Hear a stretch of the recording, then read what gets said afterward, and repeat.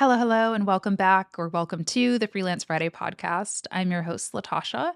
And today I wanted to see what was on the community's mind. And we are going to be covering a wide range of topics from how AI is disrupting the content creation and online business world to what I would tell my younger self, how to start charging as a content creator, and so much more. So grab your favorite beverage, cozy up, and let's get into it. But first, I want to welcome a new sponsor to the channel. They're called Melio. So I think you all know that I recently rented a studio space and my landlords are awesome, but they are old school. When I signed my lease, they let me know that they don't have an online payment system for rent. So I went digging for my checkbook. And then I found Melio. Now I can pay online with my credit card and have Melio mail a physical paper check to my landlord on my behalf. Melio allows you to manage all your business payments in a single platform.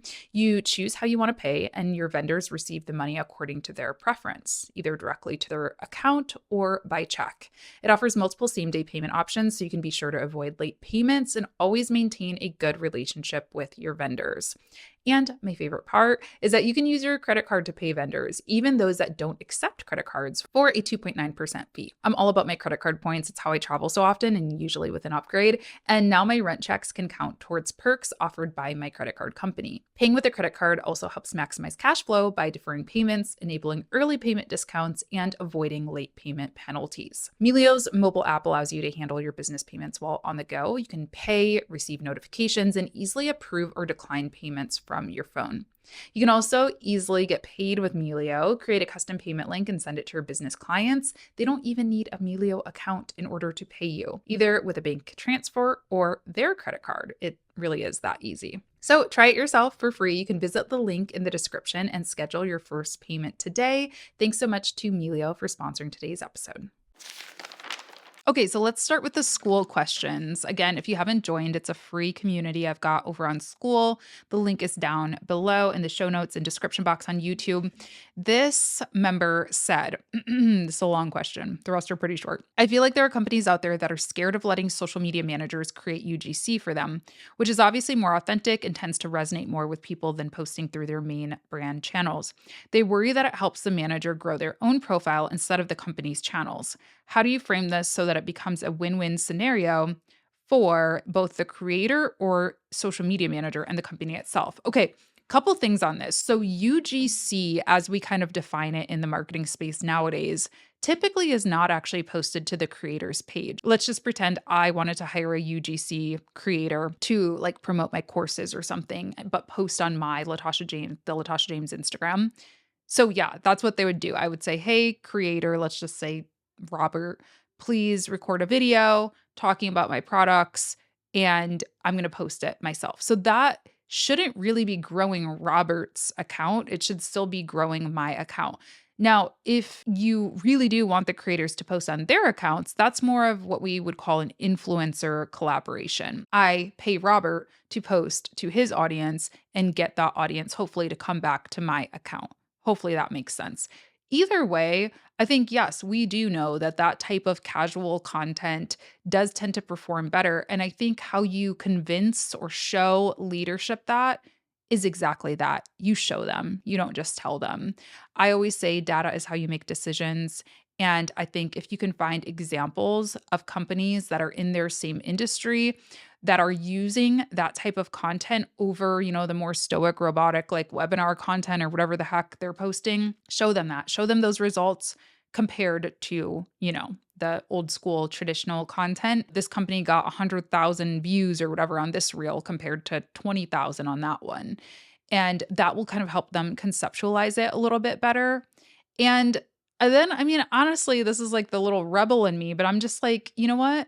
If you don't want to pay Robert, creator, to do UGC, well, then, hi, CEO. Are you ready to get on camera? Because we need to be creating this type of content, whether you like it or not.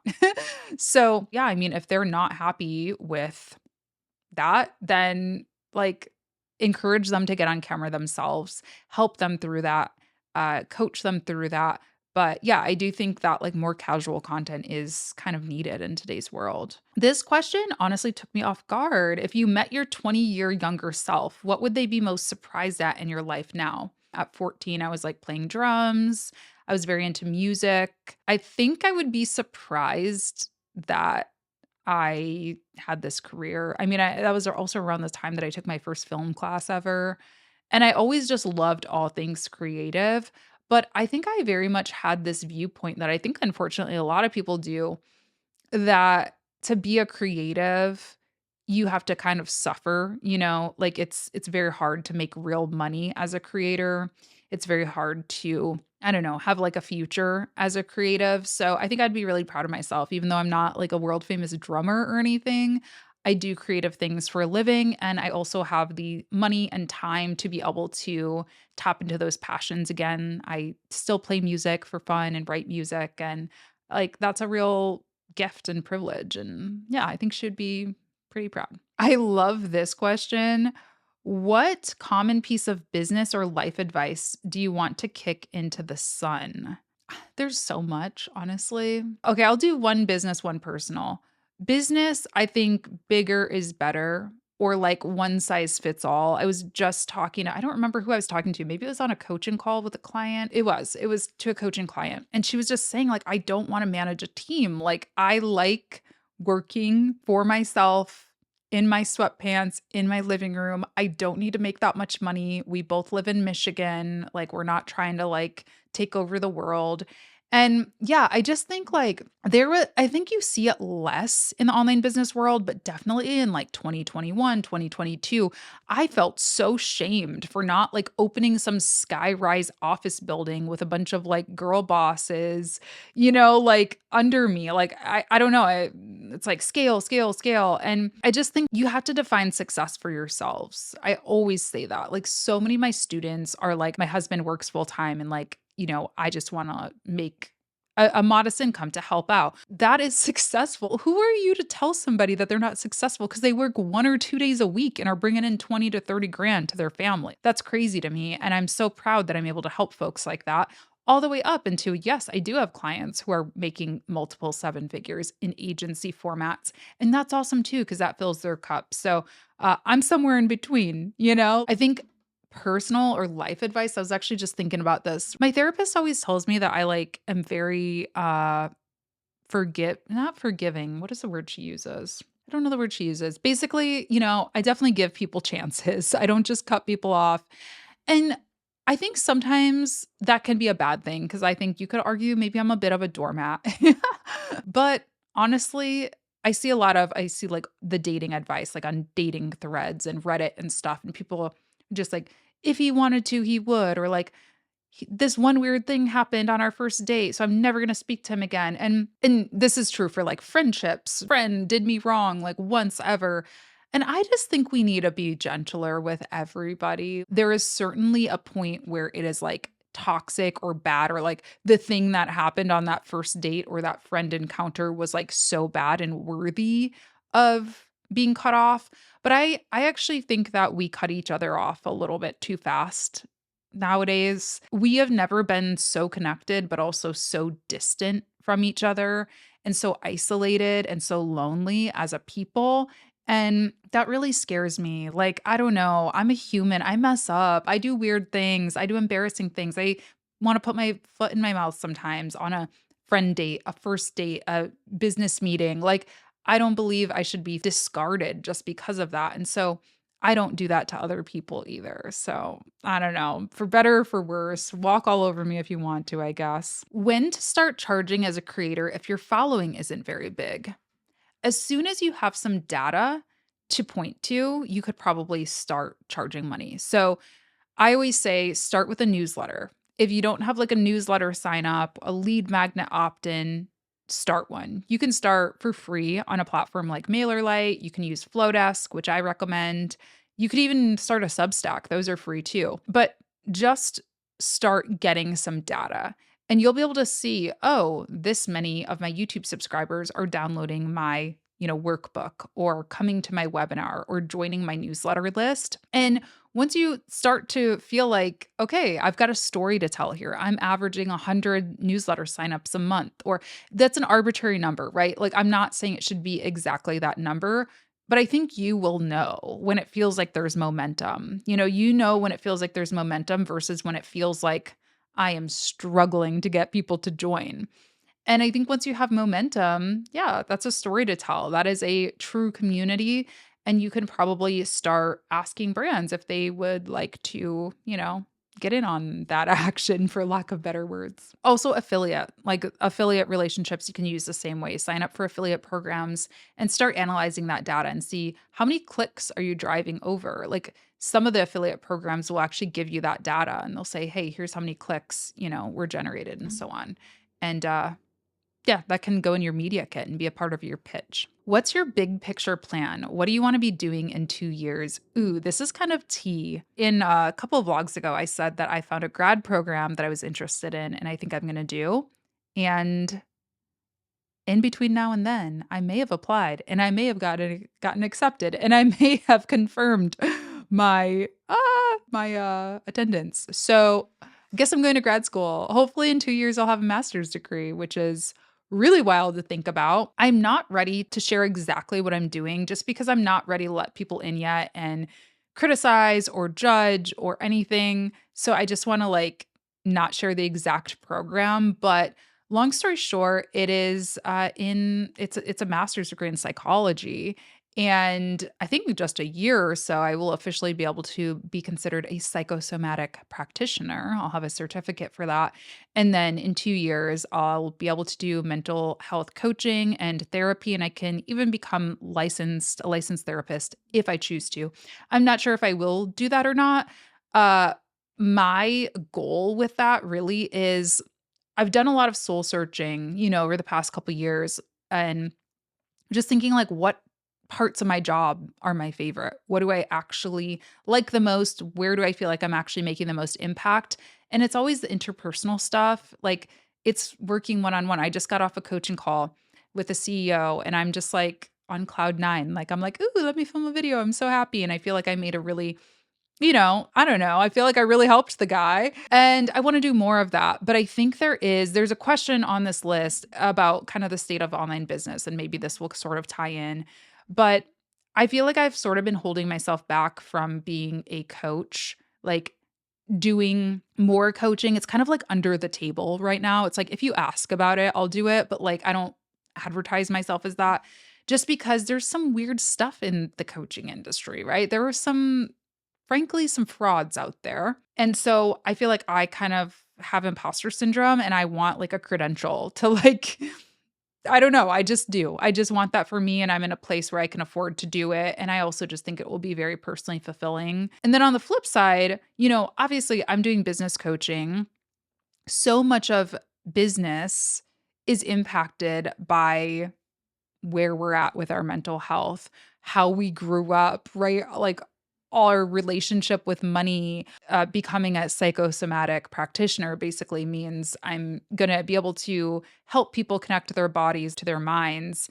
And that's really important. It just is. And so sometimes I'll have a coaching client who's like, hey, I'm amazing. I'm amazing at this thing that I do in my business, but for some reason, my confidence is really low. And it's like, I want to be able to go deeper, but I'm not qualified to do that in my current, state. So I look at it as an expansion of what I'm doing and just a way for me to go deeper with my clients, not a complete pivot. I'm not going to suddenly become work in a hospital and be a clinical mental health person. Um, but that's my goal. I mean, we'll see what happens. I don't even know, you guys. Okay, so let's go into that question next. How do you think AI is impacting content creation and online business? Well, it's impacting it a lot. And I trying to think of how to even answer this. I'm very scared to answer this question, to be honest.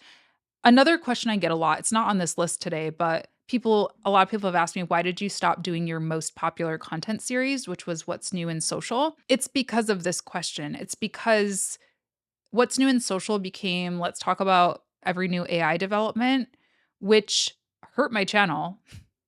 I don't know why, but I swear to you, that's when all of my weird revenue stuff started happening with YouTube. And people were just getting really sassy about it. And I'm kind of afraid to talk about it, to be honest. Uh, what I'll say is, I think that being a human has never been more valuable, right? I know I've said that before, but truly, like, I want relationships. I want connections. I want to shake people's hands. I can't trust a lot of what I see. It's even getting me. And I consider myself to be a pretty, like, attuned person, like I can sniff out like fake stuff pretty easily, but even there's been videos that have gotten me and it's making me distrust the internet a little bit. And so I think we have to show up as people. We have to, this goes back to that first question. Yeah, like brands have to tap into their humanity. Brands have to be, I don't know, be able to break through a little bit from all of the AI slop that is out there. I think if we're talking business perspective, like freelancers getting jobs and stuff, and I just had this question on a class that I was teaching earlier. And I basically said, yeah, you do.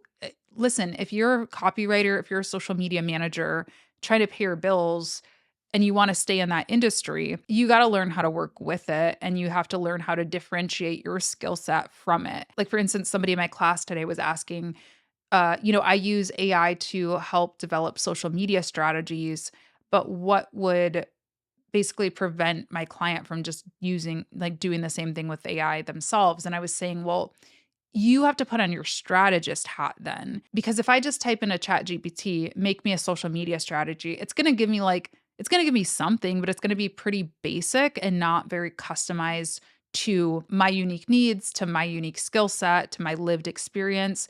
And so you as a strategist need to go deeper and like prompt it better, basically. And ask those strategy level questions, not just like tell me what to post. So yeah, I think that's all we can do. What's your nationality and how was growing up, etc.? This is such a funny question to me because people ask me this all the time and I don't know why it's surprising to me that there's any question about it. My dad, he was from Maryland. I could show you my ancestry DNA if you want. I think my biggest, regions in Africa, Nigeria, Cameroon. Yeah, my mom is from Michigan. She's French Canadian. Her ancestry, we are your pretty standard French Canadian mix of being French and some English in there and some Irish on my grandma's side a little bit. I get that question all the time. And how was growing up? Oh my gosh. I mean, I grew up in a town called Kalamazoo, Michigan. I was actually originally from the Upper Peninsula of Michigan, which is like the country. My dad was in the Air Force. That's how he got up there from Maryland. And my mom was raised up there. It's like very rural, very remote, different world up there. We moved down to a college town when I was pretty young because I have one sister. She's 5 years older, half sister. My parents wanted us to have more opportunities in terms of education and things like that. And also the town that I grew up in was very, very diverse in all ways. Like my neighborhood was a true melting pot, which was very, I think, important to my parents and us being a mixed family. And it was a very like artsy community. There's a lot of like arts programs and things like that there as well. Most of my best friends actually growing up were Mexican American, so I I learned Spanish from them, learned, how to dance cumbia from them, good times. And then I was goth. After, middle school, I was goth. That's when I started drumming, started getting into music, listened to a lot of, like darker and heavier music. And then I just became a boring normie. So yeah, that's where we are now. That was a condensed version of growing up with Latasha. What's something you've learned about yourself through entrepreneurship?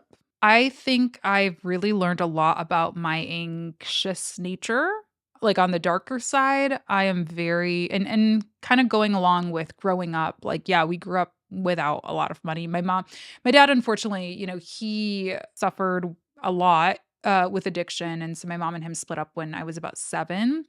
He passed away, in 2018, kind of from his addiction, unfortunately. And so, yeah, grew up like without a lot of money, single parent household. I think I brought a lot of that like trauma into my business without knowing it. Like I am very frugal. I remember I had my first meeting with my accountant and they were like, "You don't spend any money." Like I was just like hoarding everything I made away. because I was so afraid of being poor again. And I still feel like I still catch myself like that, sometimes. And I think there is like a good to that though too. Like, you got to learn how to relax and enjoy life and stop and smell the roses a little bit.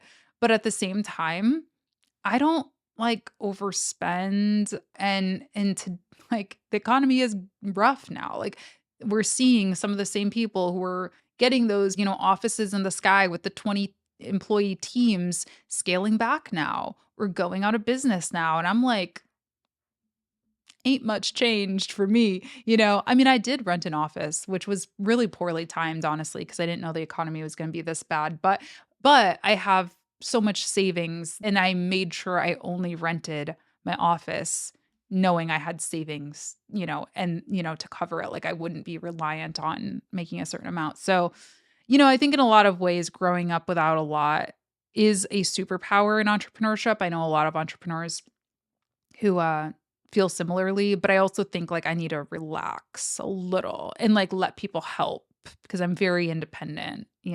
How do you separate your personal life from your online presence?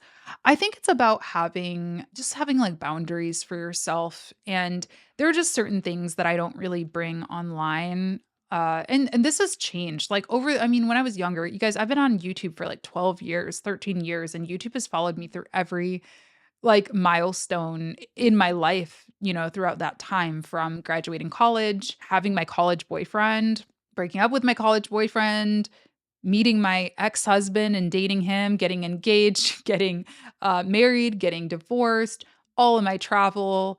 I even used to vlog, like, with my, like, nephews and stuff sometimes. So, it's changed over the years. Like, now I'm like, "Okay." I mean, I say this, and I don't know if this is true. I've said this many times, but, like, I really feel like I don't wanna introduce another man to YouTube until we're married.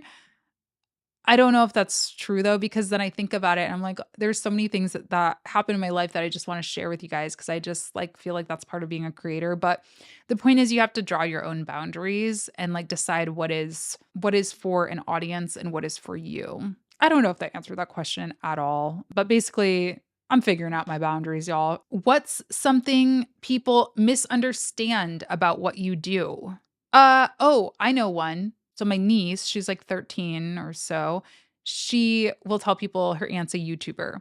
And she's right. Okay, listen, I am a YouTuber. I do identify as a YouTuber, but I think like what a lot of people don't understand is I don't make money directly from YouTube very much at all. I just shared in my last vlog. My last YouTube check was like $925, which is not nothing, but like that's not a full-time income. I do get brand deals for YouTube, but they've been less than in years prior.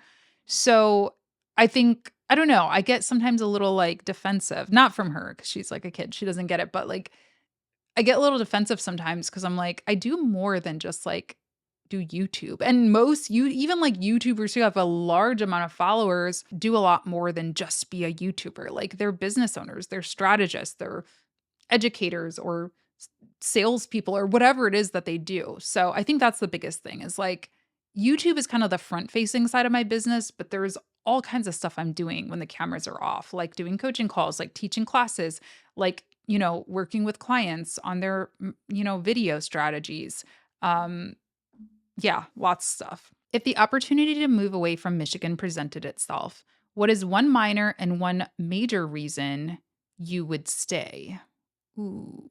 So I can move away from Michigan. I mean, that's the thing. It's like definitely a choice to stay here. And I did spend time in Florida last year. I love Florida in the winter, but like in the summer, it's like kind of wild. I think I could get used to it. And I think if I needed to or um, the right opportunity presented itself somewhere else, I would leave. I also have thought about I've spent a lot of time in New York over the past year, and I'm like, should I move to New York? Because I sometimes do feel like I've kind of outgrown Michigan, like the pace of life here and I don't know, like there's just like, working in the field that I do, there's kind of limited growth potential, I think. But at the same time, most of my work is done online, so it's like I don't need to be in New York. But this does bring me to this next question from the same person who asked, "Do you see yourself getting married again?" And I will say, okay, I haven't dated all that much, but I think if I move, honestly, I think that's gonna be a major reason why, is because I just think it's a smaller area, like, where I live is kind of, like, a little more rural. I mean, it's suburban, but, like, I don't live in downtown Detroit anymore. It's a little harder to meet people, and, like, especially to meet people who are at my stage of life and who are successful and are not put off by my success, and I don't mean rich by successful, I just mean just, like, work a job and, like, are not freaked out that I have a job and, like, a decently good job, and yeah, I think that maybe, we'll see, but if I move, honestly, it'll probably because I'm struggling to, like, find a relationship. I'm not at the point where I'm like, I need to, like, desperately move to find a relationship, but if I move, it probably will be more for, like, social and romantic reasons. Um, do I ever see myself getting married again? Yes, absolutely. I am a lover of love. You guys, I am if this means anything to you, my sun sign is Taurus, ruled by Venus. My, Venus is in Cancer, uh, very sensitive soul. Like, yeah, I believe in love above all things. I'm like the guy in Moulin Rouge, like, I am him. Like, I am such a romantic, and I weirdly, like, being divorced made me believe in, like, marriage more. Do you think it's harder or easier to grow online now than it was a few years ago? I don't know. I really don't know. I go back and forth on this. I think I always say that I am really grateful that I didn't really know what was possible when I started. Like, I literally just was like, "Oh, anyone can upload to YouTube? Okay, I guess I'll try that." Like, I didn't understand that you could build businesses off of this. Even, like, I was watching beauty YouTubers at the time. I remember, like, Bethany Moda, like Mac Barbie '07. She was the one who I watched. She was getting millions of views at that point, but I didn't even conceptualize it because I wasn't thinking that way. Do you know what I mean? Like, I don't know, it was like the number just meant nothing to me, whereas now I'd be like, "Oh, shoot, she's getting that probably means she's making millions." But in my brain, I just, like, I didn't think that at all, and I think in a lot of ways that is a privilege, I guess, because I was just able to just fully, freely create and do my own thing. But on the other hand, we didn't have TikTok then. We didn't have short form content, viral content. People didn't just, like, blow up overnight as much. I'm not saying it didn't happen, and I'm not saying obviously that it happens for everyone now, but I do think there are more avenues and there are also way easier tools. You guys, when I first started my YouTube, I was editing on Windows Movie Maker. And actually, even before that, before Windows Movie Maker, I had a Chromebook. And so I had to use YouTube had their own video editor. It was like a web-based video editor, and it was such a pain to use. And, like, it was hard, okay? It was hard to get a video out. Now you can just open up your laptop, record with Riverside, like, record with your phone. So, in a lot of ways, I think it's easier. I think where it's harder is people know it's possible. I always talk about the gap. It's this video, I'll link it again. But basically, like, when you see what's out there, when you see the potential, you're gonna now compare yourself to that as opposed to maybe comparing yourself to those potentials beginnings. And it's very hard to be as good as the best on day one. What's something outside of work that's been bringing you joy lately? I've just been investing a lot in my friendships and relationships. Yeah, I feel like this has been my year of friendship, which has been really valuable. I feel like I've never really had great adult friendships. I feel like I do now. I just went to my friend's Halloween party. That was so fun. I have people that I text every day. I've never had those kinds of friendships. I've always had more just kind of like acquaintances or like business friends. And yeah, my family, like, I feel like me and my mom have been having some fun adventures together and, you know, other things, but whatever.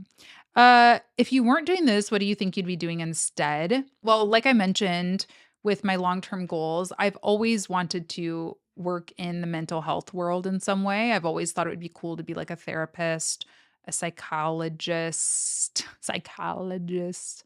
That was always something I wanted to do. What else did I wanna be when I was younger? I mean, music is also huge. I Part of me is like, I wish I would've been pushed a little more with music because I was, not to like toot my own horn, but I was quite a good drummer. It came very naturally to me. I think my music teacher would say I was good. And I just kind of quit. Like at high school, I quit music because I didn't want to do what is it called? Marching band. And that was like the only way that I could play drums in high school.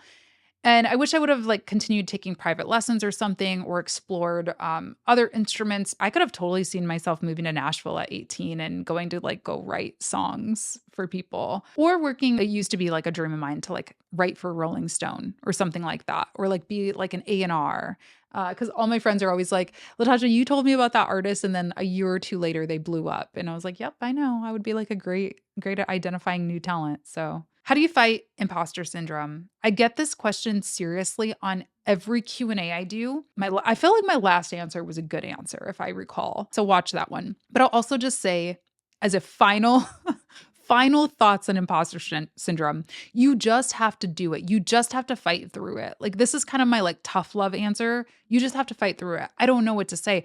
I wake up every day being like, how did I get here? Who am I? Why do people care about me? I have all of those same feelings. But guess what? Like, people are like, I am showing up. I do like, I don't know. You just have to push through it. Like, you can't question yourself. And if you are an imposter, I guess you're the best imposter ever because they say if you're asking yourself, am I an imposter? That usually means that you're not. You're self aware enough to not be. And the last question, do you ever feel like a plastic bag drifting through the wind, wanting to start again? I had to look up the lyrics to finish it, but yes, sometimes I do feel like a plastic bag drifting through the wind. Don't we all? Side note, I just got to say, you guys, this is not a political statement. This is not an endorsement of Katy Perry, the singer of that song. But I just got to say, world's hottest couple is Katy Perry and Justin Trudeau. I mean, I'm sorry. Like, look at them. It makes me believe in love a little bit. And I just think they're stunning together. I don't like her music really, and I'm not Canadian, although. All right. Well, thank you so much for being here. I appreciate you all. If you want to ask me questions like this anytime and just have like little fun chats, you should join my community. It's called Down to Business. It's totally free to join. I'll link it down below. And huge thanks again to our sponsor, Melio. You can check out their link down in the description box and get started today. Appreciate you. Subscribe to the podcast, subscribe to the YouTube channel, and I will see you in the next episode. Bye.